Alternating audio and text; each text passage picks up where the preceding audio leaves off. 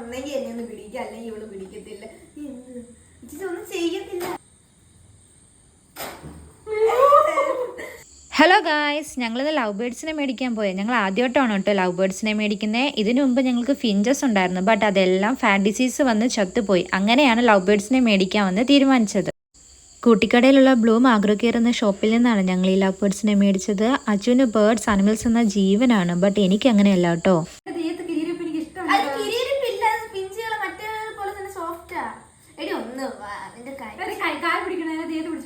കാലി പിടിക്കുന്നില്ല, കൈ ദേഹത്ത് പിടിച്ചാൽ മതി. അത് വിചാരിക്കും എന്ത് നടക്കുന്നത് വെള്ളം